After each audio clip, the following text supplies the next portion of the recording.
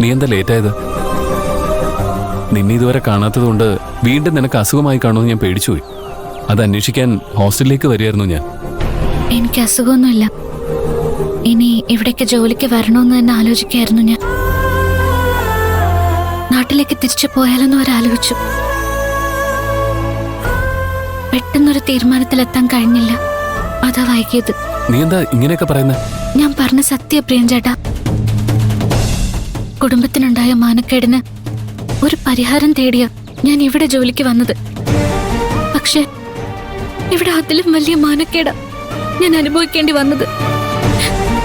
എന്തെല്ലാം അനുഭവിച്ചു. പ്രിയഞ്ചേട്ടന് ഞാൻ അതൊന്നും പറഞ്ഞു തരണ്ടല്ലോ. പ്രിയഞ്ചേട്ടനെല്ലാം നേരിട്ട് കണ്ടതല്ലേ. ഒടുവിൽ പ്രിയഞ്ചേട്ടനെയും എന്നെയും ചേർത്ത് വരെ. ഏയ് വിഷമിക്കണ്ട പാറു. പലതും ഞാൻ സഹിച്ചു. എന്നെ കൊണ്ട് അടിമപ്പണി ചെയ്യിച്ചതും പെരുങ്കള്ളി എന്ന പേര് എന്റെ തലയിൽ കെട്ടിവെച്ച് എന്നെ ഇവിടെ നിന്ന് പുറത്താക്കാൻ ശ്രമിച്ചതും എന്നെ കൊണ്ട് ഇവിടുത്തെ ടോയ്ലറ്റുകൾ മുഴുവൻ കഴുകിപ്പിച്ചതും എല്ലാം ഞാൻ സഹിച്ചു. ഇവിടെ ചിലര് പരിശുദ്ധിയെ ചോദ്യം ചെയ്തില്ലേ, അതെനിക്ക് സഹിക്കാൻ കഴിയുന്നില്ല പ്രിയഞ്ചേട്ടാ. നീ ഒരു ചീത്ത വഴിക്കും പോയിട്ടില്ലെന്ന് കൈലാഷ് സാറ് പറഞ്ഞില്ലേ? ഭൂമിക മാഡത്തിന് നിന്നെ അറിയാം. പറയുന്നവര് പറയട്ടെ. എല്ലാവരെയും ബോധിപ്പിച്ചുകൊണ്ട് നമുക്ക് ജീവിക്കാൻ കഴിയില്ല പാറു. ശരിയാ, എല്ലാരെയും ബോധ്യപ്പെടുത്തിക്കൊണ്ട് നമുക്ക് ജീവിക്കാൻ കഴിയില്ല. അതുകൊണ്ട് എല്ലാവരെയും താണു വണങ്ങി ജീവിക്കണമെന്നാണെങ്കിൽ ഇനി അങ്ങനെ ജീവിക്കാൻ മനസ്സില്ല പാറുവിന്. ഇത്രയും കാലം എല്ലാം സഹിച്ചാ ഞാനിവിടെ നിന്നത്. ഒന്നിനും കൊള്ളാത്തവളായി അങ്ങനെ സഹിച്ചു നിൽക്കാൻ എനിക്ക് മനസ്സില്ല. പ്രേംചേട്ടൻ പറഞ്ഞത് ശരിയാ. നമ്മൾ ഒരു തെറ്റും ചെയ്തിട്ടില്ലെന്ന് കൈലാസ് സാറിനും ഭൂമിക മാഡത്തിനും അറിയാം. പക്ഷെ അങ്ങനെ കരുതി സമാധാനിക്കാൻ എനിക്ക് കഴിയില്ല പ്രേംചേട്ടാ. അങ്ങനെ ഒരു സാഹചര്യത്തിലേക്ക് നമ്മളെ എത്തിച്ചവർക്ക് തിരിച്ചടി നൽകാതെ എനിക്കിനി സമാധാനം ലഭിക്കില്ല. അതിന്റെ പുറകിൽ കളിച്ചത് ആരാണെങ്കിലും എനിക്കത് കണ്ടുപിടിക്കണം.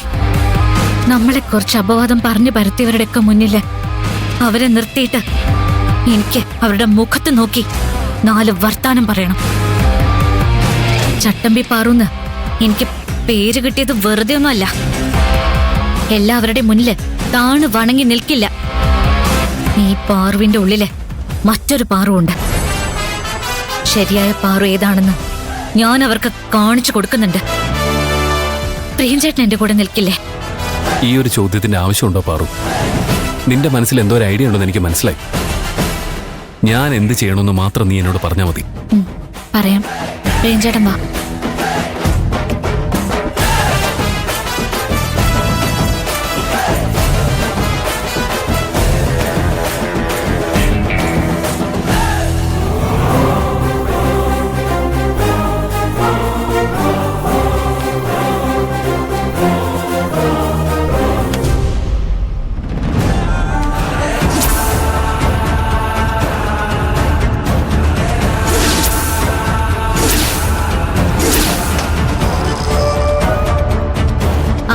പ്രിയഞ്ചേട്ടാ. പാറു,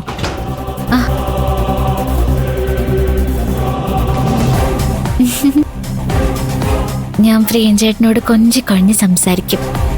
പ്രിയഞ്ചേട്ടനും എന്നോട് അതേ രീതിയിൽ സംസാരിക്കണം. നമ്മൾ തമ്മിൽ പ്രേമമാണെന്ന് കരുനാഗത്തിന് തോന്നണം.